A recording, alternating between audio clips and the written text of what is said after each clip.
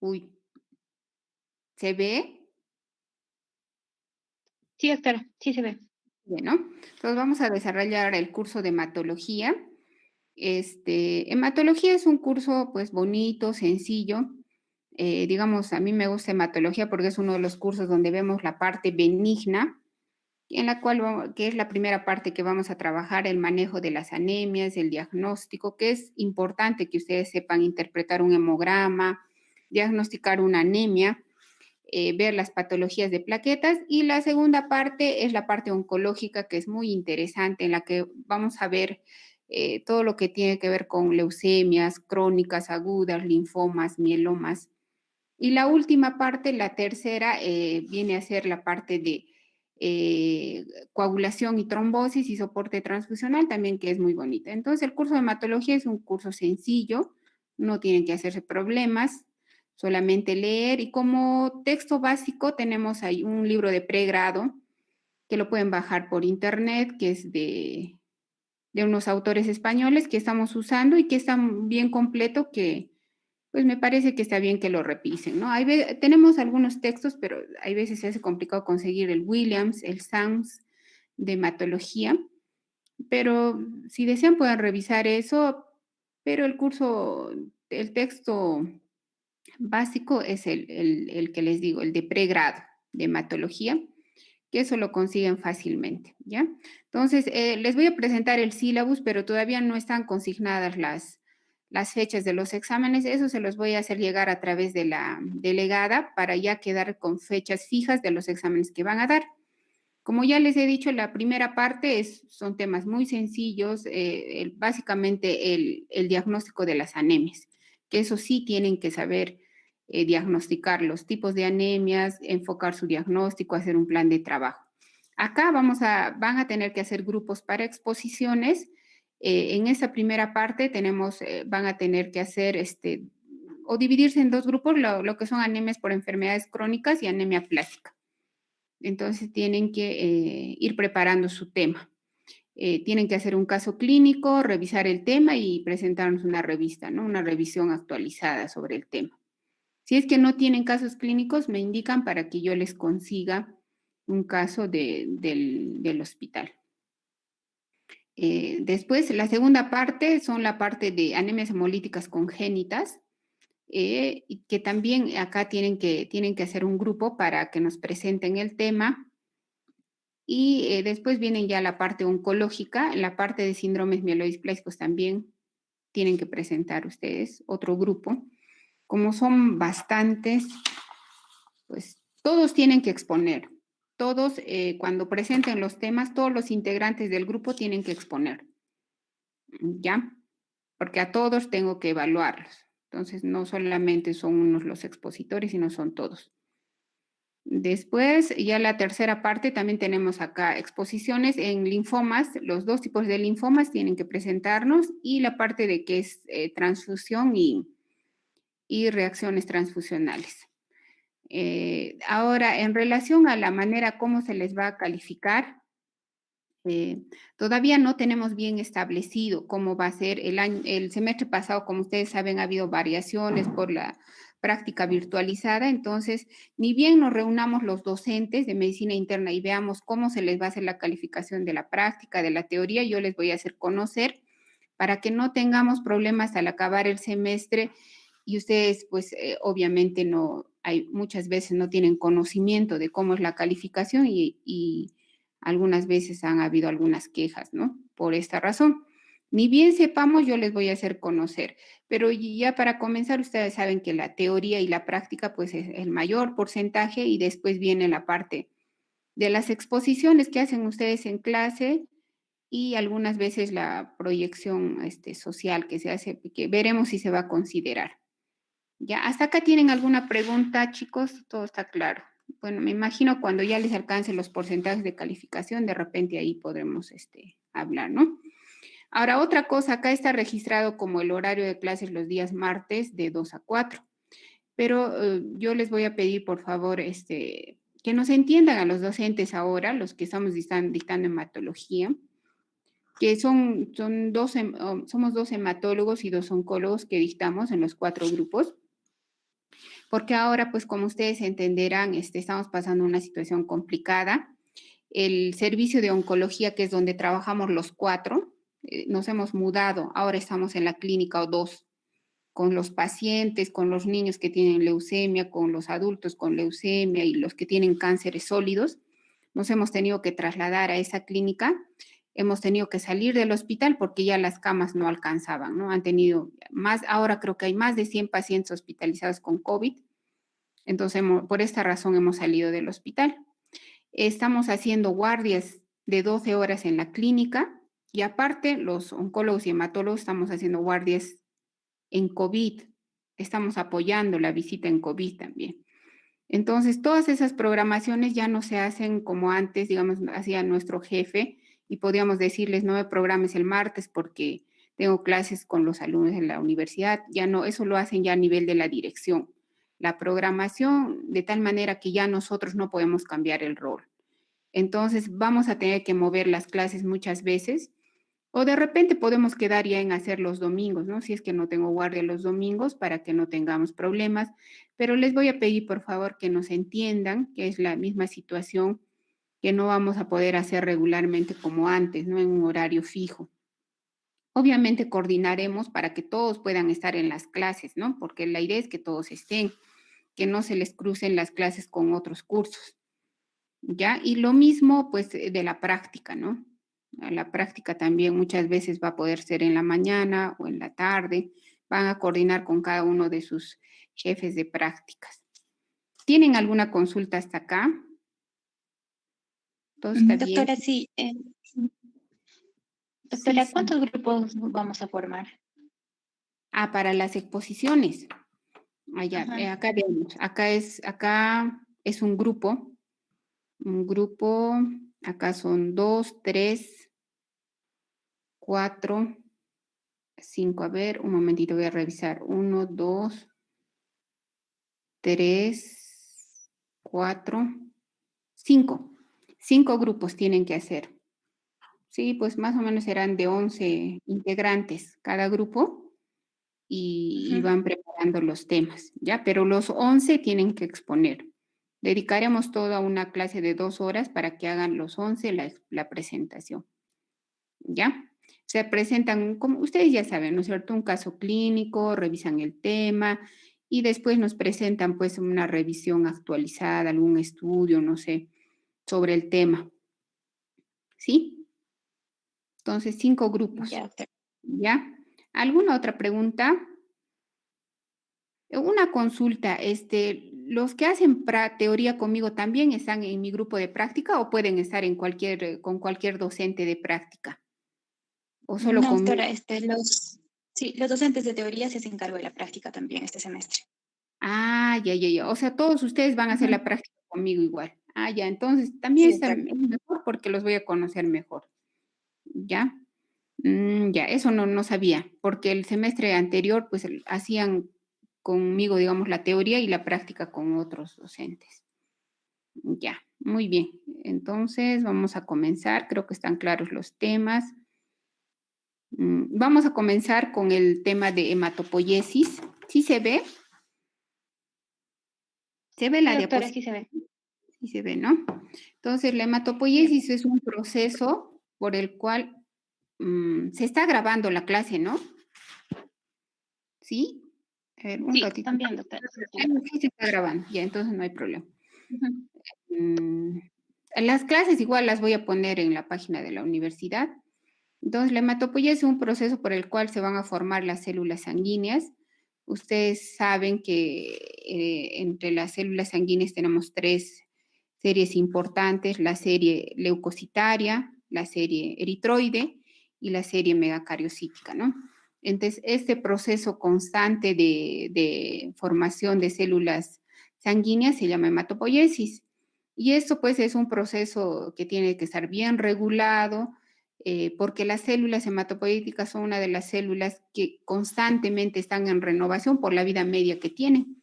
Ya saben ustedes que los glóbulos rojos tienen una vida media de 120 días.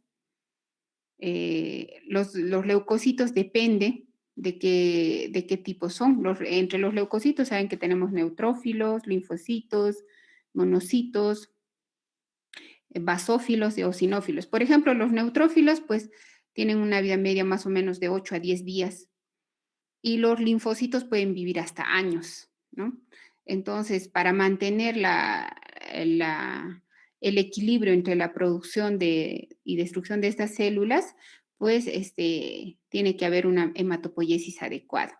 Ahora, las plaquetas tienen una vida media más o menos de hasta 14 días, de 8 a 10 días en promedio, y es importante, ¿no? En este caso de la hematopoiesis. Entonces, como ya les había dicho, la hematopoiesis es un mecanismo fisiológico de formación de las células sanguíneas, ¿no? Para mantener niveles normales en la sangre periférica. Entonces, la hematopoiesis va a tener etapas. La primera etapa es la hematopoiesis extraembrionaria, que se va a dar en el saco vitelino, ¿no? Eso más o menos inicia la segunda, tercera semana de gestación. Y sobre todo va a ser pues de tipo eritroide, o sea, sobre todo se van a formar glóbulos rojos, ¿no? Precursores de la serie eritroide. Después, ya entre la segunda, séptima semana, vamos a tener la hematopoiesis hepática y esplénica, ¿no? La hematopoiesis se va a producir sobre todo en el hígado y en un menor grado en el vaso, ¿no? Y acá sí ya vamos a tener elementos de la serie granulocítica o de los leucocitos y de los megacariocitos que vienen a ser las plaquetas, ¿no? A partir más o menos del séptimo mes, ya vamos a tener la hematopoiesis medular, que va a ser la médula ósea y que esta va a ser la definitiva, ¿no? Acá hay un esquema, como les dije, a la segunda semana más o menos se inicia la hematopoiesis en el saco vitelino, después ya es entre la segunda semana hasta la séptima, pues el segundo mes, perdón, va a ser a nivel del hígado y del vaso, ¿no? Y a partir del séptimo mes ya es en la médula ósea hasta el nacimiento, ¿no? Que se va a dar en todos los huesos, ¿no? En los huesos largos, planos, etcétera, la hematopoiesis. Al nacer, pues la hematopoiesis es en todos los huesos, pero a partir de los 5 años hasta los 20 años, va habiendo una modificación en la hematopoiesis. Se va a localizar sobre todo en los huesos de la columna vertebral, de las costillas, el esternón y la pelvis. Y a partir de los 20 años va a ser predominantemente en estos huesos, a partir de los 20 años, ¿no? Es por eso que cuando nosotros hacemos estudios de enfermedades hematológicas, hacemos estudios de médula ósea. El aspirado de médula ósea que lo hacemos, o la biopsia de hueso, pues lo hacemos sobre todo en la espina ilíaca posterior superior, ¿no? En el hueso de la pelvis, que es donde se van a localizar en un adulto la hematopoiesis. En los niños, en algunas oportunidades se puede hacer en la tibia también, porque todavía se conserva ahí la hematopoiesis en los menores de 20 años. Pero en los adultos ya no, ¿no? Ahora ya casi no les hacemos a los niños en la tibia el aspirado de médula ósea porque es muy sangrante, sangra mucho. Ahora, esta es la estructura de la médula ósea. Acá tiene que haber un equilibrio, ¿no? Entre los diferentes componentes que van a regular la hematopoiesis en la médula ósea, para que haya un adecuado control y producción de las células sanguíneas, ¿no? Entonces, acá vamos a ver, hay células endoteliales, macrófagos, adipocitos, osteoblastos, células reticulares, van a formar parte de la médula ósea normal, ¿no? Después vamos a también tener lo que llamamos nosotros las citoquinas, factores estimulantes de la hematopoiesis. Tenemos el factor estimulante del STEM, tenemos la interleuquina 7, son muchos los factores que van a estimular la producción de la hematopoiesis, y hay otras proteínas de la matriz extracelular que, como podemos ver acá, está la fibronectina, el colágeno, etcétera, que van a pues ser importantes también en la hematopoiesis, ¿no? Acá podemos ver una célula madre hematopoyética. Ahora, que vamos a ver la definición de célula madre o de stem cell. Como ustedes saben, la célula madre pues, se define como una célula que tiene una capacidad de autorrenovación para dar origen a otras células madre. y tiene una capacidad no solamente de autorrenovación, sino de diferenciación, ¿no? Hacia diferentes líneas de diferentes linajes de celulares, ¿no? Hay 3 tipos de células madre. Las células madre totipotenciales que van a dar origen a todas las células digamos, de que puede ser de un feto o de un adulto, pero también a células de la placenta, ¿no? Y esas son las totipotenciales. Las pluripotenciales no van a poder dar origen a células de endodermo, ectodermo o mesodermo, pero no así de la placenta, ¿no? Y la célula madre multipotencial que va a dar origen pues a células de, digamos, de una sola línea, ¿no? Acá la célula madre hematopoyética es una célula madre multipotencial, solamente va a poder dar origen a células de la hematopoyéticas, no así células de otras líneas germinales, ¿no? Entonces, la célula madre hematopoyética es multipotencial. Acá podemos ver algunos factores de crecimiento que van a ser importantes en la hematopoiesis. Tenemos factores que van a actuar a nivel de estadios iniciales de la hematopoiesis, o sea, cuando las células, estamos a nivel de células madre eh, multipotenciales, o sea, la célula madre hematopoyética. Tenemos, por ejemplo, el stem cell factor, o también conocido como c-KIT, la interleuquina 3, 6, 11, 12, los factores estimulantes colonias de granulocitos y macrófagos, y la interleuquina 7, que es importante para los progenitores linfoides, ¿no? Estos van a intervenir en los estadios iniciales. Ya cuando las células están ya más maduras y se están diferenciando, tenemos otros factores estimulantes. En el caso de los basófilos y monocitos, la interleuquina 4, en los eosinófilos y la interleuquina 5. En el caso de los neutrófilos también hay el factor estimulante colones de granulocitos. En el caso de los monocitos, el factor estimulante de colones de los monocitos. La eritropoyetina, que ustedes ya saben, es una hormona que se produce a nivel renal, que va a ser importante, ¿no? En su acción a nivel de los precursores eritroides. Igual la trombopoyetina es una hormona que se produce a nivel hepático y que va a ser importante en la formación de las plaquetas, ¿no? Va a actuar a nivel de los megacariocitos. Es por eso, pues, que nosotros podemos encontrar algunas patologías. Por ejemplo, cuando hay insuficiencia renal crónica en un paciente, se va a producir un tipo de anemia. La anemia que llamamos por insuficiencia renal, porque ya no se va a producir adecuadamente eritropoyetina en el riñón, ¿no? De un paciente con falla renal crónica. Lo mismo en un paciente con cirrosis hepática, hay una insuficiencia en la producción de trombopoyetina y esto va a condicionar a que los pacientes tengan plaquetopenia. Entonces, son factores importantes en la hematopoiesis, ¿no? Esta es la hematopoiesis. Acá tenemos una célula madre hematopoyética, la multipotente, y esta va a dar origen a 2 tipos de células, la célula madre mieloide y la linfoide, ¿no? Entonces, se van a dividir en 2. Y esto es importante que conozca. Acá ya hemos mencionado los factores que van a estimular la producción de estas células, la hematopoiesis. Por ejemplo, acá tenemos trombopoyetina, interleuquina 3, 6. La trombopoyetina, la eritropoyetina van a actuar a diferentes niveles en la hematopoiesis, no solamente en la producción, digamos, directa de plaquetas o glóbulos rojos. Como pueden ver, acá tenemos la trombopoyetina también. Esta célula madre mieloide va a dar origen a diferentes células que vemos acá.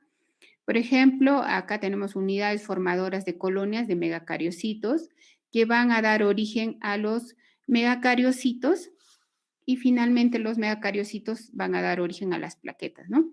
Acá tenemos también unidades formadoras de colonias de eritrocitos que van a dar origen a los glóbulos rojos, lo mismo, unidades formadoras de colonias de granulocitos y macrófagos, que esas sí se van a dividir en 2, que van a dar origen a los neutrófilos y monocitos. Otra igual, otra unidad formadora de eosinófilos, de basófilos y otra que da lugar a los mastocitos, ¿no? Esto es importante que sepan porque cuando hagamos la parte de leucemias vamos a ver a qué nivel se origina, se produce la alteración en una célula neoplásica de lo que nosotros llamamos blasto. El blasto puede haber sufrido una alteración, una mutación y haberse quedado pues acá, ¿no? A este nivel la alteración, digamos, de la alteración neoplásica, ¿no? Entonces, y eso puede dar origen pues a leucemias, por ejemplo, si se afecta la línea de megacariocítica y tenemos leucemias mieloides megacariocíticas, también leucemias mieloides de tipo eritroide, tenemos también leucemias mieloides agudas de tipo monocítica, monoblástica. También hay leucemias de tipo mieloides de tipo que afectan los mastocitos, que son muy, muy raras, pero sí las hay. Entonces, esto es importante que reconozcan para saber cómo digamos, se origina una leucemia, ¿no? La otra célula madre es la linfoide. Ustedes saben que tenemos linfocitos B y T. Los linfocitos en el proceso de maduración, digamos, tenemos linfocitos pro-B, pre-B, y ya después los linfocitos B maduros, ¿no? Y ustedes saben que los linfocitos B maduros también van a dar origen a otras células, que son las células plasmáticas, que van a producir interleuquinas, inmunoglobulinas, perdón, que van a producir y pues cuando se producen mutaciones genéticas o alteraciones genéticas oncogénicas en estas células se va a producir una neoplasia que se conoce como mieloma múltiple, que se va a originar de estas células plasmáticas, ¿no? Y si las alteraciones se producen, pues, oncológicas se producen a este nivel, van a dar lugar a las leucemias linfáticas agudas, que pueden ser B o T.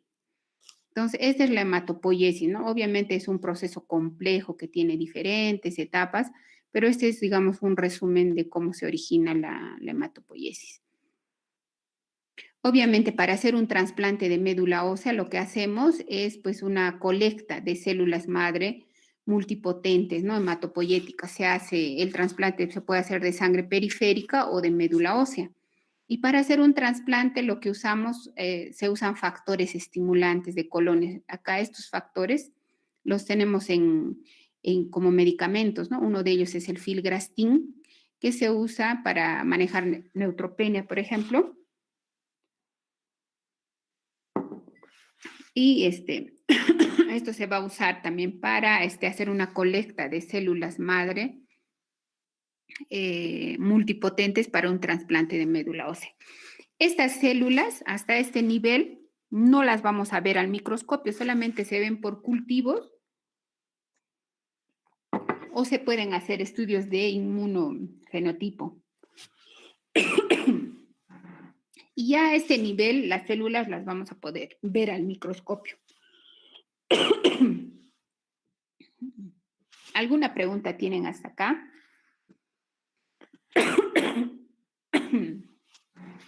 Chicos, ¿alguna pregunta? Doctora, disculpe, en el caso de presentar blastos que mencionaba, se hace referencia a las células precursoras como tal, o sea, los blastos, o pueden ser células que preceden, o sea, las células en estado proliferativo también, por favor. Sí, se van a llamar blastos porque son células inmaduras. O sea, las vamos a encontrar a este nivel, pues son células inmaduras y van a tener un marcador, ¿no? Las vamos a encontrar por inmunofenotipo, por ejemplo, van a marcar CD34. Eso nos va a decir que es una célula inmadura, es un blasto. Pero digamos, es interesante tu pregunta porque tenemos leucemias agudas y crónicas. Las leucemias agudas se van a originar de los blastos, o sea, a este nivel. A este nivel, las células se va a producir la alteración, la alteración que va a dar origen a la leucemia, ¿no? Entonces, por eso se llaman blastos. Pero, ¿qué pasa con las leucemias crónicas? Por ejemplo, con la leucemia mieloide crónica, en la leucemia mieloide crónica en fase crónica no vamos a encontrar blastos, lo que vamos a encontrar es una alteración que va a afectar todo esto, pero ya, o sea, la alteración es a nivel más inferior, más bajo, y lo que vamos a ver es una producción anormal de leucocitos, de neutrófilos, mielocitos, metamielocitos, de eosinófilos, basófilos, de plaquetas, etcétera, pero ya va a haber una proliferación anormal, pero ya de células que tienen un cierto grado de maduración. No va a ser como las agudas que son blastos, ¿no? Entonces, digamos, es una manera de diferenciar una leucemia aguda de una crónica. ¿Sí? ¿Alguna otra pregunta? Gracias, Cuando, doctora. cuando hablamos de leucemias agudas, hablamos de blastos. Los blastos son las células inmaduras, las células madre, ¿no? Que han subido alguna mutación. Pero ya cuando hablamos de leucemias crónicas, ya la alteración es más inferior. O sea, obviamente la alteración es también a nivel de la, vamos a encontrar las alteraciones en todas las células, pero digamos la alteración se produce a nivel más inferior en la hematopoiesis. ¿Sí? También para que haya un equilibrio en la hematopoiesis, así como hay factores estimulantes, tienen que haber factores que van a inhibir, ¿no? La producción, una producción, digamos, descontrolada de estas células. Y estos factores van a ser las isoferrinas acídicas y las chalonas, ¿no? Que van a ser producidas por los granulocitos. Tenemos el factor de necrosis tumoral, por ejemplo, el factor de crecimiento transformante beta, van a ser factores que van a inhibir también la hematopoiesis, ¿no? Pero hay algunos que tienen una doble función. Por ejemplo, la prostaglandina E va a inhibir el crecimiento de unidades formadoras de colonias de granulocitos y macrófagos, mientras va a estimular la formación de ciertas unidades que van a formar la serie eritroide, ¿no? Entonces van a tener doble función, no solamente de estimular, sino también de inhibir, ¿no? Ahora, bueno, esto ya habíamos visto, ¿no? El sistema hematopoyético, un conjunto de órganos y tejidos que se encargan de la formación y destrucción de distintos elementos formes de la sangre. El tejido hematopoyético está formado, o el sistema hematopoyético está formado por el tejido hematopoyético y el sistema mononuclear fagocítico, ¿no? El tejido hematopoyético está constituido por la médula ósea, los ganglios linfáticos, el vaso, el tima y el hígado, ¿no? Como hemos visto, el vaso y el hígado y el timo, obviamente, tienen una función, pero en el feto, ¿no? Después ya es su función hematopoyética ya cesa. Pero cuando va a haber, otra vez puede haber patológicamente o en una enfermedad va a haber hematopoiesis extramedular cuando hay leucemias. Es por eso que cuando hay leucemias nosotros encontramos hepatoesplenomegalia, porque el vaso y el hígado van a nuevamente adquirir su función hematopoyética, obviamente en estados patológicos, ¿no? Normalmente no tiene que haber hematopoiesis en el hígado y en el vaso, pero en situaciones patológicas sí vamos a verlo. Ahora, en el sistema mononuclear fagocítico, que se va a encargar, pues, digamos, de depurar estas células que han cumplido su vida media, tenemos, pues, los monocitos, los macrófagos, tanto en el vaso o en otros tejidos, ¿no? Que vamos a encontrar. Este es un esquema de la eritropoiesis. Como podemos ver acá, está la célula madre. Este es un esquema de la maduración, ¿no? En la médula ósea 5 días y en la sangre periférica 3 días, ¿no? Acá está la célula madre. Va a dar origen a unidades formadoras de colonias de serie eritroide por estímulo de la eritropoyetina o de otros factores y va a dar lugar a un proeritroblasto, ¿no? Por ejemplo, hasta acá, hasta estas unidades formadoras de colonias de eritrocitos no los podemos ver. Eso solamente se va a ver en cultivos especiales o con estudios especiales de inmunofenotipo, de citometría de flujo, se pueden ver, ¿no? Podemos ver cuántas de estas células hay, ¿no? Y eso es importante que sepan porque estos exámenes hacemos para diagnosticar leucemias, para diagnosticar enfermedades hematológicas. A partir de acá de un proeritroblasto sí se puede ver en el aspirado de médula ósea, ¿no? Este es un esquema de la maduración, digamos, de la formación de un glóbulo rojo. Tenemos los proeritroblastos que van a dar origen a los eritroblastos basofílicos, policromatofílicos, ortocromáticos, que son, miren, todavía mantienen un núcleo. Esto es en la médula ósea. Después ya se va a producir la eritropoiesis en la sangre periférica, ¿no? Ya ustedes saben que los glóbulos rojos no tienen núcleo, ¿no? Han perdido su núcleo. Entonces, en algunas circunstancias podemos ver algunos reticulocitos en sangre periférica, como por ejemplo podemos ver cuando hay hemólisis o hay sangrado, pueden salir algunas formas inmaduras, ¿no? Pero la maduración dura 3 días, ¿no? De un reticulocito hasta que se forme un glóbulo rojo que ya no tiene núcleo, pierden el núcleo y van a vivir pues unos 120 días en la sangre periférica, salvo que haya alguna enfermedad, ¿no? Si hay una hemólisis, así sea congénita o adquirida, pues van a ser destruidos antes.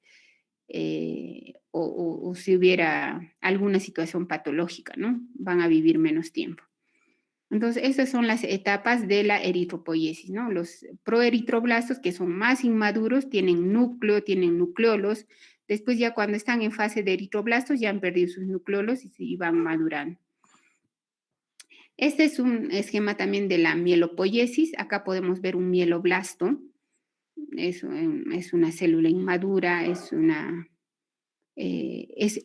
mieloblasto puede ser, si se produce acá la alteración oncogénica que va a dar origen a una leucemia mieloide, pues vamos a ver en la sangre periférica estos mieloblastos, ¿no? Que tienen, por ejemplo, cromatina inmadura, tienen nucleolos, ¿no? Pero digamos en una situación normal, lo que va a pasar es que se van a formar después de un mieloblasto, va a dar origen a un promielocito, que es una célula precursora, después a un mielocito, metamielocito y a un callado, ¿no? Del basófilo y finalmente un basófilo. Esto sí da origen a un basófilo. Acá tenemos si da origen a un neutrófilo o a un eosinófilo, ¿no? Pero igual en ambos, en los tres va a ser, pues el precursor va a ser un mieloblasto, después un promielocito, mielocito, metamielocito, un basófilo, un bastón o un callado, como se le llama, y finalmente la célula madura que la vamos a encontrar en la sangre periférica, ¿no? Después, bueno, tenemos la trombopoiesis. En la trombopoiesis, ustedes acá como pueden ver, en la trombopoiesis es un proceso por el cual se va a dar origen a las plaquetas. Tenemos también igual una célula inmadura que se va a llamar megacardioblasto. Si la alteración genética que va a dar origen a la leucemia se produce a este nivel, pues lo que vamos a encontrar en la médula ósea van a ser estos blastos. Blastos, pero que son de origen de megacariocitos, ¿no? Por eso se llaman megacarioblastos. Los megacarioblastos dan origen a promegacariocitos, que son ya más maduros, más grandes, tienen un núcleo ya segmentado, y después a un megacariocito granular, ¿no? Que ya tiene más segmentación en su núcleo. Y acá ya vamos viendo en su citoplasma que se van formando las plaquetas.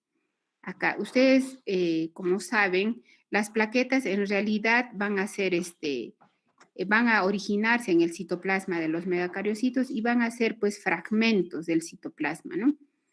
En realidad, si somos estrictos en la definición, no son células, ¿no? Entonces van a dar origen a plaquetas, ¿no? Los megacariocitos.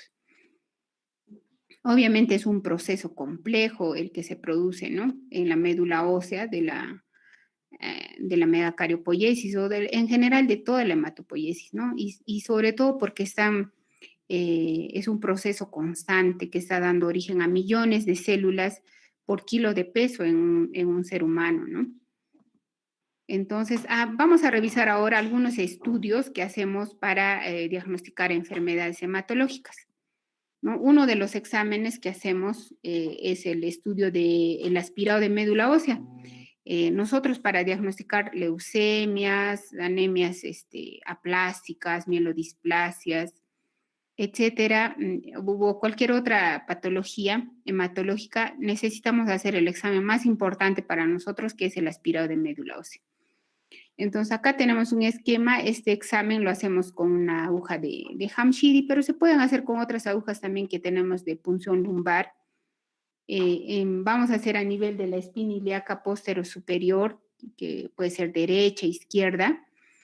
Primero en este proceso lo que hacemos es usar anestesia local, ¿no? Con lidocaína anestesiamos la piel, el subcutáneo, y después vamos a introducir estas agujas y vamos a obtener pues unas gotas, ¿no? De sangre medular. Y ahí vamos a extenderlas en una lámina para observarlas al microscopio. Al microscopio, para observarlas, hacemos la tinción del Ray o de Yemsa y ahí vamos a ver lo que habíamos visto en la hematopoiesis, que pueden ser megacariocitos, promielocitos, mielocitos, ¿no? Un ratito, por favor. Ale. Apaga, por favor, se escucha muy fuerte, apaga. Ese es uno de los exámenes. Aparte del aspirado de médula ósea, el examen que hacemos para ver la morfología de las células, hacemos un estudio también que se llama el estudio de inmunofenotipo de sangre medular, ¿no? Acá ven, están sacando, acá hay varios centímetros de sangre. Probablemente se esté haciendo para estudiar, para estudio de citometría de flujo o de inmunofenotipo, ¿no? Entonces, esos estudios los tomamos en tubos que tienen EDTA o algunos al seco, y obtenemos sangre, ¿no? Para estudios de citometría de flujo o inmunofenotipo, se llaman así, para estudios de cariotipo y para estudios moleculares, que son los exámenes básicos que hacemos para estudiar leucemias, o también mielodisplasias, o puede ser otra enfermedad hematológica. Bueno, esta es una médula, esta es una médula de un paciente. Esto es lo que vemos al microscopio, la morfología. Por ejemplo, acá que podemos ver, acá podemos ver promielocitos, acá vemos mielocitos, metamielocitos, ¿no? Que son precursores de los glóbulos blancos, ¿no? Acá también podemos ver eritroblastos ortocromáticos, por ejemplo, estos son los que van a dar origen a los glóbulos rojos. Acá no vemos un megacariocito, acá vemos un metamielocito de los eosinófilos. Y esta sí, parece un blasto, ¿no? Es una célula inmadura. Su cromatina es laxa y tiene escaso citoplasma, parece un blasto este. Pero es normal ver en la médula ósea de un paciente menos de 5% de recuento de blastos, es normal encontrar. El problema es cuando ya encontramos más de ese porcentaje de blastos. Para que se llame leucemia aguda debemos encontrar en un estudio de médula ósea más de 20% de blastos.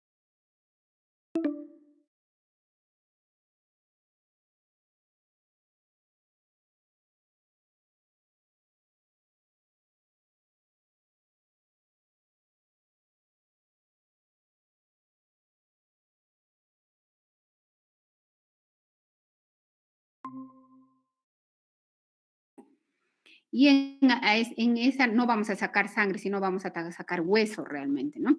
Y acá podemos ver, como ustedes pueden ver, en la hematopoiesis, pues está, o hay células hematopoyéticas que se están formando normalmente, hay un poco de grasa, pero por ejemplo, en una anemia plástica severa o una hipoplasia medular, veríamos que todo se ha reemplazado por grasa, todo está blanco, ¿no? Y eso nos habla, pues, de una patología.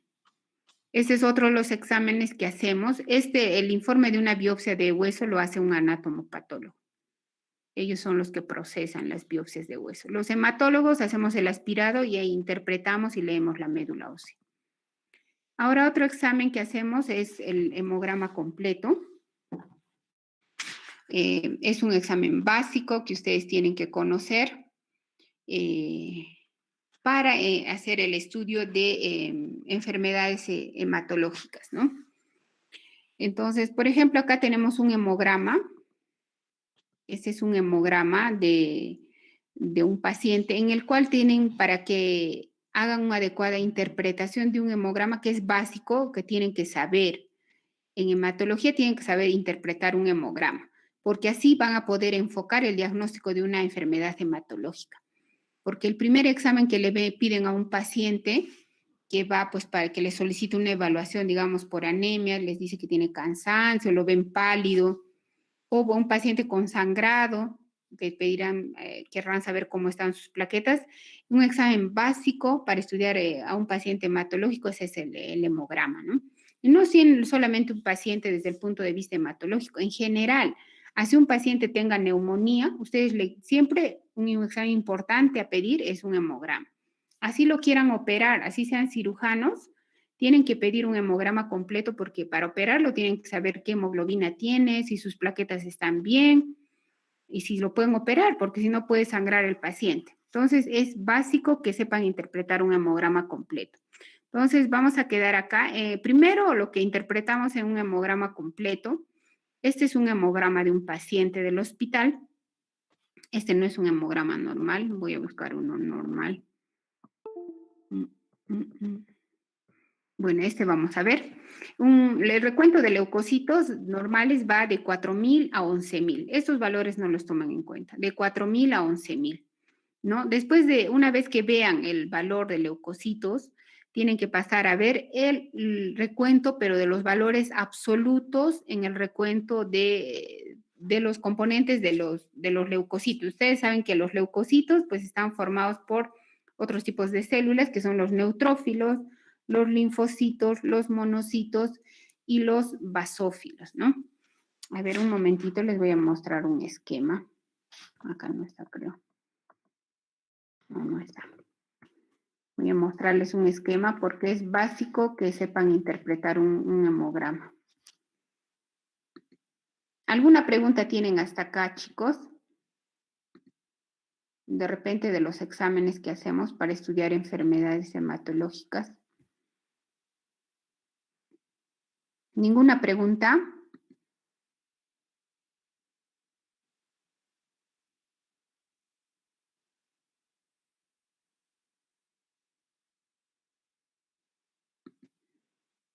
Nada.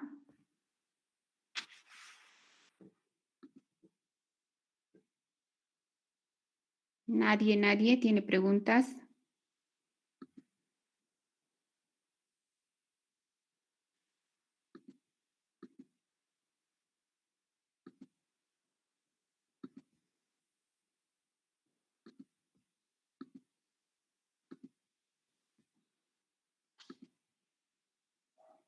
Yo les preguntaré entonces.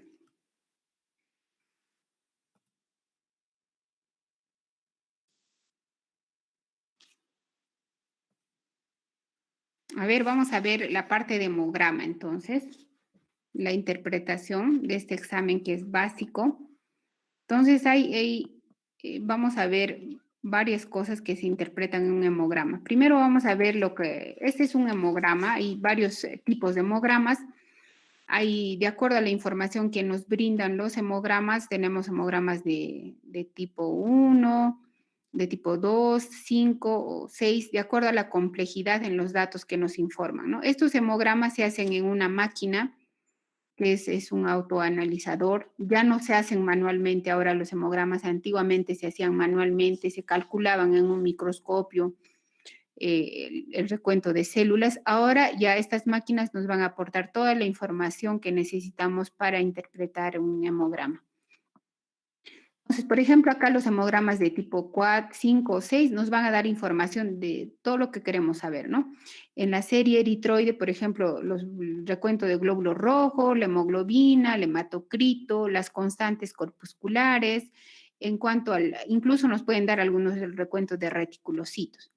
En la serie blanca nos van a dar información sobre el número de leucocitos que tenemos y también el recuento diferencial de leucocitos de neutrófilos, linfocitos, monocitos, basófilos, eosinófilos.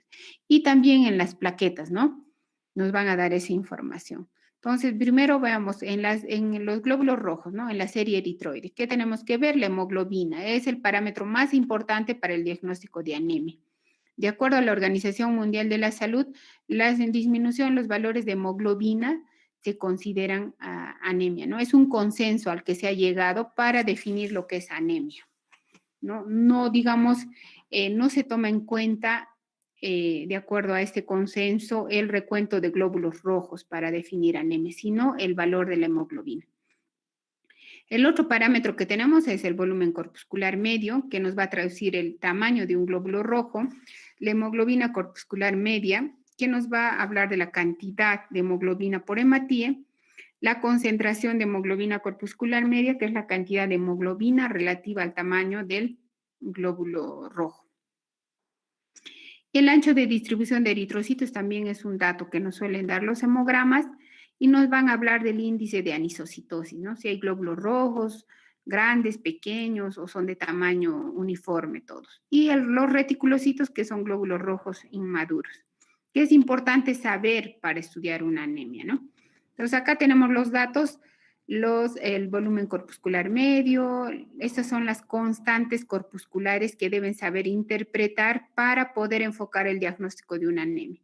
La hemoglobina corpuscular media, la concentración de hemoglobina corpuscular media, ¿no? Entonces, el volumen corpuscular medio se va a informar en femtolitros y los valores normales van de 80 a 98. Acá nos muestran unas fórmulas, pero esas fórmulas nosotros ya no las aplicamos porque estas máquinas que hacen los hemogramas, estos autoanalizadores, pues nos aportan ya toda la información. Nosotros no tenemos que hacer el trabajo de calcular. La hemoglobina corpuscular media, los valores van de 28 a 32 y se informan en picogramos, ¿no? La concentración de hemoglobina corpuscular media en gramos por decilitro y puede ser de 28 hasta 34 más o menos o 35 y eso en gramos por decilitro. El ancho de distribución de los eritrocitos, bueno, nos va a hablar del índice de anisocitosis, ¿no? Y va más o menos de 13 a más o menos 1,5. También al momento de interpretar una anemia, un paciente y ver qué tipo de anemia tiene, es importante que sepamos el recuento de reticulocitos. Y estos son los valores en porcentaje, 0,5 a 2% en porcentaje, pero los valores absolutos van a ser de 25,000 a 85,000. Es mejor tener los valores absolutos porque esto nos va a hablar de qué tipo de anemia tenemos, si es una anemia hiporregenerativa o arregenerativa o una regenerativa, ¿no? Si hay respuesta de la médula ósea, eso traduce esto. Si está por debajo de los valores, significa que no hay una respuesta adecuada de la médula ósea a la anemia. En cambio, si están por encima de esos valores, sí vamos a ver una respuesta adecuada. Ahora, el índice de producción de reticulocitos se obtiene por esta fórmula, pero esto lo vamos a ver cuando hagamos el enfoque diagnóstico de las anemias. Ahí lo vamos a ver eso. Ahora, estos son los valores normales de leucocitos, ¿no? Entonces, esto es de acuerdo a la edad. En un adulto los valores van de 4,000 a 11,000 por microlitro o por milímetro cúbico o de 4 a 11,000 por 10 a la 9 por litro, ¿no? Estos son los valores. Ahora, después de eso tenemos que interpretar los valores absolutos, podemos verlos, este es el porcentaje de neutrófilos que debe haber, de linfocitos, de monocitos, de eosinófilos y basófilos, pero lo más importante es que ustedes sepan los valores absolutos. Entonces, los valores de neutrófilos, valores absolutos van de 2,000 a 7,500, ¿no? Esos son los valores normales en un adulto. Por debajo de 1,500 o de 2,000, pero por consenso nosotros consideramos por debajo de 1,500 se llama neutropenia, cuando están bajos. Por encima de 7,500 le llamamos neutrofilia, ¿no? Lo mismo pasa con los linfocitos, por debajo de 1,500 linfopenia, por encima de 4,000 a 5,000 linfocitosis. Los monocitos igual. De 200 a 800 son los valores normales, ¿no? Si está por encima de estos, de 800 se llama monocitosis. Igual en los eosinófilos, de 40 a 400. En los basófilos, de 10 a 100, ¿no? Pero digamos que, estos parámetros, digamos, como que no les damos mucha importancia, salvo que sea el incremento muy patológico. Entonces, es importante que sepan los valores absolutos. Los porcentajes no, porque en los porcentajes muchas veces nos pueden inducir a error, porque, por ejemplo, un paciente tiene, no sé, 50,000 leucocitos, el 40% de 50,000 va a venir a ser como 20,000 células, ¿no? Y ese 20,000 neutrófilos no es un valor normal. Si ustedes usan el porcentaje para interpretar, puede inducir a error. Se debe usar los valores absolutos en la interpretación. Esta es una lámina periférica, un frotis, donde podemos ver pues, las células que componen la serie leucocitaria. Tenemos acá un bastón, un segmentado, un eosinófilo, tiene gránulos de color anaranjado y este es un basófilo, ¿no? Con gránulos oscuros. Y este es un monocito, ¿no? Tiene el núcleo arriñonado. Y este es un linfocito. Entonces vamos a ver en qué patologías puede haber neutrofilia o neutropenia. ¿Tienen alguna pregunta hasta acá, chicos? ¿Nada? Doctora, disculpe, tengo una consulta, no sé si tal vez me podría sacar de dudas, porque un doctor nos comentó que la hemoglobina se corrige, a nivel de altura. ¿Cómo es que se corrige la hemoglobina a nivel de altura y cuánto es el valor Ujú. normal a No, cada en altura? realidad, usar el término se corrige, creo que no es el apropiado. O sea, los valores de hemoglobina varían de acuerdo primero al sexo del paciente y al lugar donde vive el paciente. Entonces, los valores de hemoglobina al nivel del mar, por ejemplo, de un varón en Lima, los valores de hemoglobina normales son de 13 a 17 en un varón adulto, pero a nivel de altura va a subir por la hipoxia que hay, ¿no? En la altura. Entonces, mientras más hipoxia haya, más glóbulos rojos se van a formar. Entonces, en realidad no es que se corrija el valor de hemoglobina, sino hay otros valores para hemoglobina en la altura. No es que los corregimos, sino ustedes tienen que aprender los valores de hemoglobina para el Cusco. Entonces, los valores de hemoglobina para el Cusco son en un varón de 15 a 19 y en una mujer de 13 a 17. Entonces, por debajo de esos valores se considera anemia y por encima se considera poliglobulia. No es que haya que corregirlos, no hay ninguna fórmula para corregir la hemoglobina en altura. Los valores son otros. De repente el doctor que te dijo se refirió a eso, a esos valores, pero no hay ninguna corrección. Esos son los valores.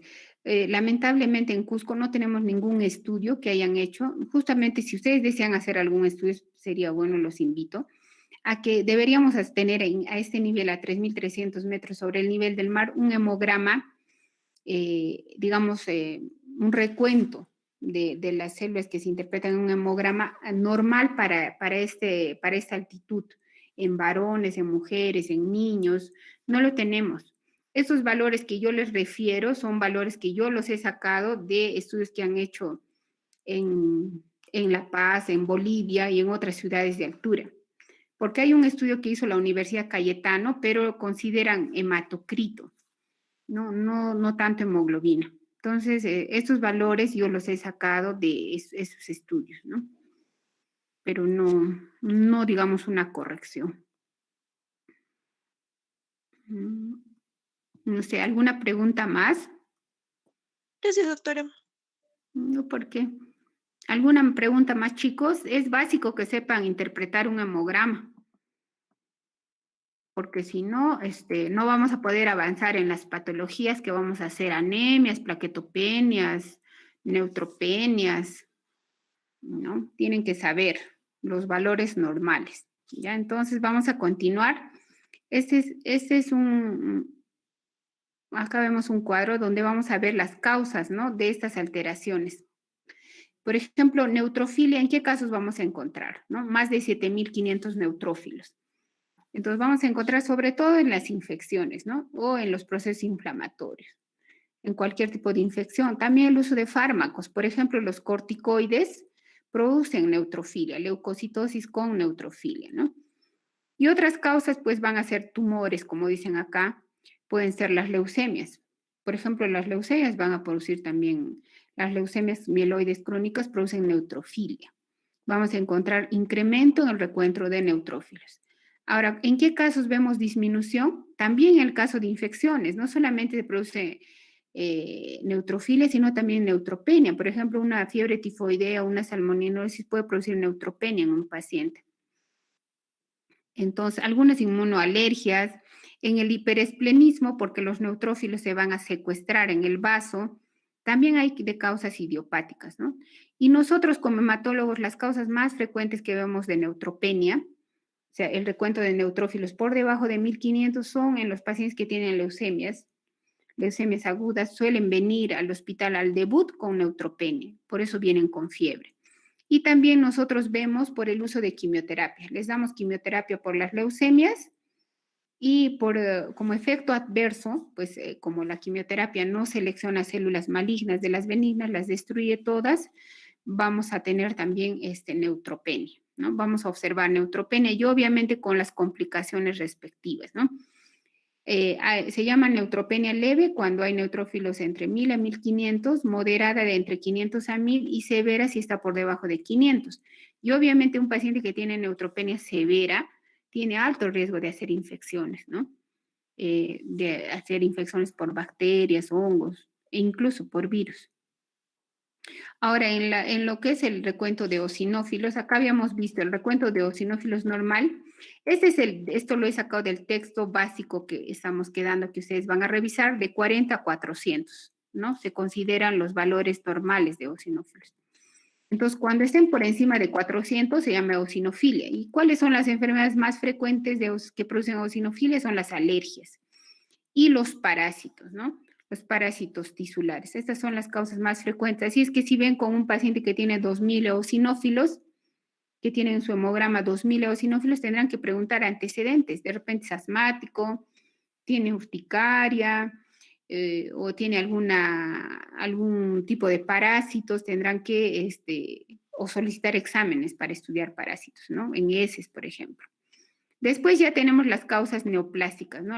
Hay leucemias, sobre todo las leucemias mieloides crónicas, en las cuales vamos pues, a poder encontrar eosinofilia patológica ya, ¿no? Eosinofilia que no es benigna. Y la disminución de los eosinófilos por debajo de 40, pues podemos ver también fiebre tifoidea o en la brucelosis, ¿no? Pero que digamos, no tiene mucha importancia clínica esto. A basofilia. Acá está igual, el recuento de basófilos de 10 a 100. Entonces, cuando están por encima de 100, si hay incremento en el recuento de basófilos, hay que pensar que estamos en el contexto de una enfermedad oncológica, oncohematológica. Vamos a ver incremento en los síndromes mieloproliferativos crónicos, así se llaman, un grupo de neoplasias como la leucemia mieloide crónica y la polistemia vera, por ejemplo. Y ya en otros casos como hipersensibilidad retardada, pues también, ¿no? Pero digamos que el incremento nos va a llamar la atención. Si un paciente tiene 2000 basófilos, eso está mal, ¿no? Algo está mal. Y lo más probable es que tenga una enfermedad oncohematológica. La disminución, pues vamos a ver en estos casos, ¿no? Como dicen Cushing, uso de heparina, hipersensibilidad tipo 1, hipertiroidismo. Ahora, la monocitosis. Acá también igual. Hemos dicho que los monocitos, los valores normales son de 200 a 800. Cuando están por encima de 800 se llama monocitosis. Y las vamos a encontrar en qué casos de infecciones. En la tuberculosis, en la leishmaniasis, brucelosis, paludismo. Hay un incremento. ¿Mm? Y también en algunas leucemias, ¿no? En la leucemia mieloide aguda, porque hay leucemias de tipo monocítica o monoblástica, puede haber incremento, y en la leucemia mielomonocítica crónica, que vamos a ver más adelante qué es. En el linfoma de Hodgkin, en la colagenosis, por ejemplo, hay una disminución de los monocitos por uso de corticoides, por ejemplo, ¿no? Y en algunas infecciones. Ahora, los linfocitos, ¿cuándo vamos a encontrar linfocitosis? Hemos dicho que los linfocitos, los recuentos normales son de 1500 a 4000. Algunos autores consideran hasta 5000 normal recuento de linfocitos. Por encima de 5000 vamos a llamar linfocitosis. Entonces, ¿en qué casos vamos a ver esto? En infecciones virales, ¿no? Por virus. Epstein-Barr virus, la mononucleosis infecciosa, ¿no? Por citomegalovirus, por ejemplo, por toxoplasma. Va a haber, sobre todo eso en niños, ¿no?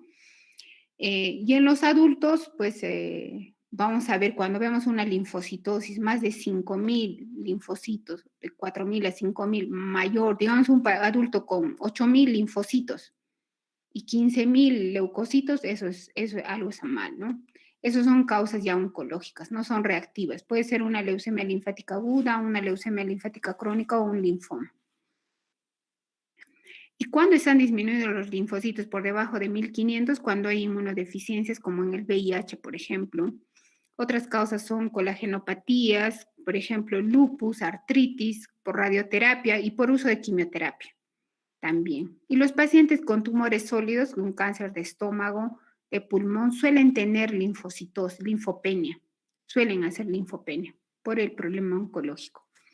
Ahora, en cuanto a los hematíes, pues el incremento se llama poliglobulia, ¿no? Y el incremento se puede deber a muchas causas, ¿no? Entonces, las poliglobulias las vamos a clasificar en dos. Las que son de reactivas o secundarias, ahí tenemos la poliglobulia por altura, que es frecuente acá en Cusco. El 10% de los varones en Cusco tienen poliglobulia por altura. Las otras causas son ya causas por por hipoxia, por ejemplo, un paciente que tiene fibrosis pulmonar, EPOC, que son oxígeno dependientes, también van a ser poliglobulia reactiva, ¿no? A la hipoxemia, ¿no? Y las otras, ya que son de causa oncológica, tenemos la polistemia vera, que es una enfermedad oncológica, en la que se va a producir anormalmente glóbulos rojos, ¿no? No solo glóbulos rojos, también plaquetas y leucocitos. Esta es una enfermedad oncológica. Y ya ustedes saben que la baja del recuento de los hematíes se llama anemia, ¿no? Ahora, en cuanto al recuento de las plaquetas, pues hay un incremento, el recuento de las plaquetas normales de 150.000 a 450.000. Si está por encima de 450.000 se llama trombocitosis. Y eso vamos a verlo en causas reactivas, por ejemplo. Por tumores, un paciente que tiene un cáncer de estómago puede hacer reactivamente trombocitosis. En caso de hemorragias, de infecciones, inflamaciones, de la anemia ferropénica. Un paciente con anemia ferropénica por sangrado puede tener trombocitosis reactiva.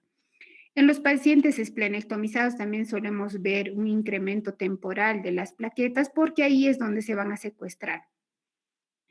Y hay causas ya oncológicas o patológicas del recuento de plaquetas, como la trombocitosis esencial. Ahora, causas de trombocitopenia. Por debajo de 100.000 se considera una trombocitopenia. Entonces, ahí vemos de causa central, o sea, el problema es la médula ósea, por ejemplo, puede haber una leucemia y eso está produciendo plaquetopenia, el hiperesplenismo, las infecciones, el uso de fármacos, los AINES. Los AINES pueden producir plaquetopenia también. Y algunas enfermedades que consideramos como anemias hemolíticas microangiopáticas, como el PTT, el síndrome urémico hemolítico, el CID, ¿no? Esas son las causas entonces de plaquetopenia. Este es un hemograma completo. Acá vamos a ver el recuento de las plaquetas, ¿no? Por debajo de 100.000 se considera trombocitopenia y trombocitopenia leve si las plaquetas están entre 50.000 a 100.000, moderada de 20.000 a 50.000 y menos de 20.000, trombocitopenia severa. ¿Por qué es importante que sepan eso? Porque un paciente con trombocitopenia severa puede sangrar, puede tener sangrado y eso puede poner en riesgo su vida. Puede hacer una hemorragia intracerebral, una hemorragia digestiva y puede fallecer con la trombocitopenia. Entonces, en este caso, el manejo pues es muchas veces el paciente hay que hospitalizarlo, hay que hacerle transfusión de plaquetas o hay que ver cuál es la causa de la plaquetopenia. Bueno, ¿tienen alguna pregunta hasta acá? Doctora, disculpe. Para considerar los grados de anemia leve, moderado y severa, más o menos qué valores de hemoglobina podríamos tener? Ya, eso. Ya, consideramos anemia leve cuando la hemoglobina está por debajo del valor normal que consideramos para la altura, pero hasta 10, ¿no? Y moderada de 8 a 10 y menos de 8 es una anemia severa, ¿no? Entonces, en una anemia severa es importante que ustedes sepan que si el paciente tiene signos de hipoxia tisular, está pues con disnea, cefalea, van a tener que hacerle una transfusión de sangre, ¿no? Entonces es importante que sepan cuándo se considera anemia severa, menos de 8, ¿ya? Otra pregunta, de repente. Nada.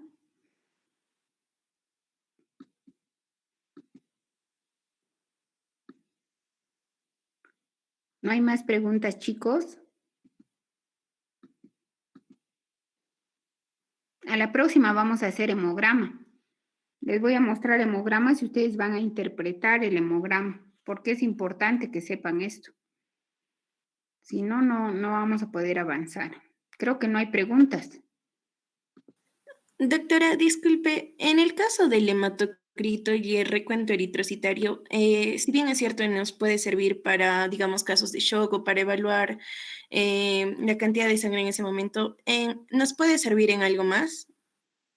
El hematocrito no, pero el recuento de glóbulos rojos sí. Por ejemplo, cuando hablamos de policitemia vera hay criterios diagnósticos y ahí se puede tomar en cuenta la masa eritrocitaria.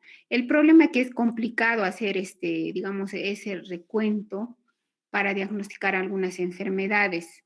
Es por eso que no se usa como un parámetro para diagnosticar enfermedades. O sea, en teoría, anemia es la disminución del recuento de los glóbulos rojos, ¿no? Esa es la definición de anemia. Pero como la interpretación del recuento de glóbulos rojos es complicada porque se puede alterar por hemodilución, por hemoconcentración, es que se ha llegado a un consenso que para definir anemia se toma en cuenta el valor de hemoglobina, ¿no? Sí se puede tomar en cuenta, pero para algunas patologías, como las policitemias, por ejemplo. Gracias, doctora. Y en el caso del uso del filgastrin que nos mencionaba, ¿a partir de qué valor de neutropenia podríamos empezar a usarlo, por favor? Por debajo de 500, cuando ya la neutropenia es severa, lo usamos, ¿no? Entonces lo usamos para estimular la producción de neutrófilos, pero eso lo usamos cuando nosotros sabemos cuál es la causa de la neutropenia. Por ejemplo, en un paciente que tiene leucemia linfática aguda, le hemos dado quimioterapia, esa neutropenia, nosotros sabemos que la neutropenia es por la quimioterapia. Entonces ahí lo usamos porque queremos estimular la producción de glóbulos blancos o de neutrófilos y evitar que el paciente tenga más riesgo de hacer infecciones, ¿no? Entonces, por eso lo usamos, pero no se trata de que un paciente va y les pide una evaluación y ustedes lo ven y tiene 500 neutrófilos y no saben la causa y le indiquen, no, no está indicado en ese caso.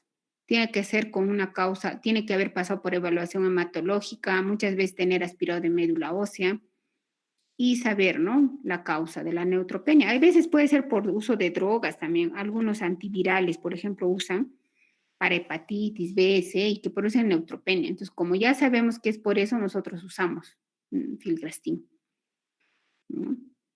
Pero no se puede usar indistintamente. Por ejemplo, va un paciente, un niño a la emergencia y tiene neutropenia y tiene fiebre, está pálido, está sangrando, parece que tuviera una leucemia y tiene 100 neutrófilos. No le pueden dar filgrastim porque van a estimular la producción de blastos, porque está con una enfermedad oncológica activa. O sea, hay que saber en qué momento se utiliza el filgrastim. Gracias, doctora. Y la última pregunta, en el caso de tener una anemia, ¿cuáles serían los parámetros para considerar una transfusión sanguínea? Por favor. Eso va a depender eh, del cuadro clínico, ¿no? Y si la anemia es aguda o es una anemia crónica, ¿no? Por ejemplo, si vemos un paciente tiene 70 años, ha tenido una hemorragia digestiva alta, inicialmente tenía 15 de hemoglobina y de pronto está pues con 9, porque ha tenido una hemorragia, está con disnea, cefalea, pueden hacer insuficiencia cardíaca por la anemia, entonces en ese caso sí, hasta con 9 le puedes transfundir. Eso depende del paciente, pero si por ejemplo tiene una mujer de 25 años, tiene 6 de hemoglobina, pero por una hemorragia uterina normal, que es la causa más frecuente de anemia ferropénica en mujeres en edad fértil, el sangrado menstrual abundante.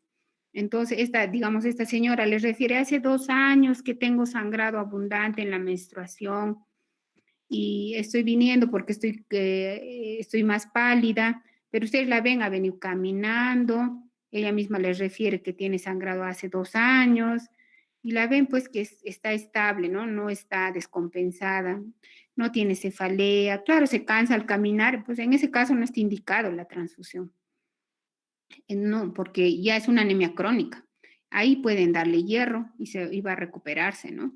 Ustedes tienen que tomar bien en cuenta a quién le hacen una transfusión, porque a pesar de los exámenes que hacemos para tamizaje, siempre hay riesgo de que se infecten los pacientes, que puedan adquirir infecciones por hepatitis B, C, por VIH u otras infecciones. O sea, y la mejor indicación de una transfusión es no hacerla si no es necesario, solamente si están descompensados.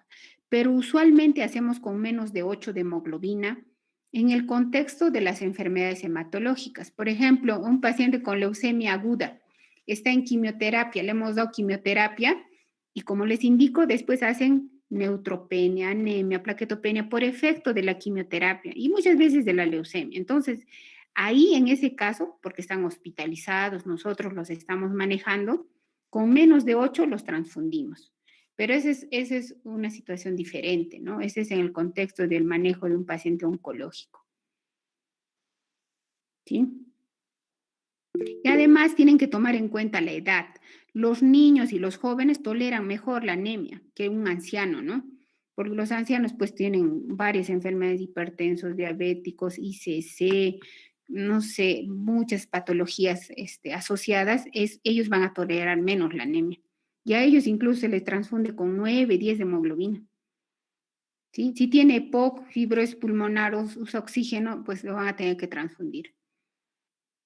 ¿Sí? ¿Alguna otra pregunta? ¿Nada más? Sí, doctora, una pregunta. En cuanto a las quimioterapias que se les aplica a los pacientes con leucemia, en caso de que presente una pancitopenia, ¿siempre es necesario que se le haga una transfusión de sangre? No, no, no. Pueden presentar pancitopenia, o sea, como son leucemias agudas, la quimioterapia es agresiva, es muy agresiva. Incluso puede durar un mes un esquema de inducción en una leucemia. Entonces, les hacemos transfusiones, en ese contexto sí, si tienen menos de 8 de hemoglobina, si tienen menos de 10,000 plaquetas o si tienen menos de 20,000 plaquetas y tienen fiebre o alguna infección activa, ¿no? En ese contexto les transfundimos y también les damos filgrastim para que se recuperen. Y a pesar de todo eso que hacemos, se recuperan en 14 días los pacientes, en promedio, ¿no? Comienza a bajar después de la quimioterapia al 5.º día, todas las células, al día 11 es el día más bajo después de la quimioterapia y después comienzan a subir. El día 14 ya están subiendo y se pueden ir de alta. Obviamente en ese lapso que ha bajado todo, se han complicado, han hecho anemia, han sangrado, han cogido una infección, una neumonía, ITU, les hemos tenido que dar antibióticos de amplio espectro, han podido coger un hongo, hasta hacen aspergilosis pulmonar, muchas complicaciones, ¿no? Por eso estas quimioterapias se dan en hospitalización. Gracias, doctora. Ya. ¿Algo más, chicos? Nada más, ¿no? Bueno, a la próxima clase yo les voy a preguntar. Entonces, a la próxima clase vamos a seguir con esa parte que es importante de hemograma. A la siguiente clase yo les voy a elegir a más o menos cierto número de ustedes para que interpreten un hemograma, ¿ya? Entonces repasen los valores normales de leucocitos, de hemoglobina, de plaquetas, para que puedan interpretar. Y después ya vamos a ver la parte de enfoque diagnóstico de las anemias, ¿ya? Y voy a coordinar con la delegada la hora pero de repente este martes sí podríamos hacer a la hora que está programada, que es de 2 a 4. Pero de todas maneras yo le voy a confirmar, ¿ya? No hay más preguntas, ¿no? Doctorita, Nada más. disculpe, no sé si nos podría compartir sus diapositivas, por favor. Sí, además las voy a poner en el, ¿qué se llama? En la página de la universidad y siempre las pongo, pero igual le voy a pasar a la delegada para que se los pase, ¿ya? Y puedan revisar. Ya, doctora, Entonces, muchas gracias. chicos, nos haremos el día martes a las 2. A las 2 está programada la clase, ¿no? Entonces, Sí, a esa doctora, hora las dos. repasen hemograma, ¿ya? Ya nos vemos, cuídense. Gracias. Hasta luego, doctora, gracias. Hasta luego, doctora. Buenas tardes. Gracias, doctora.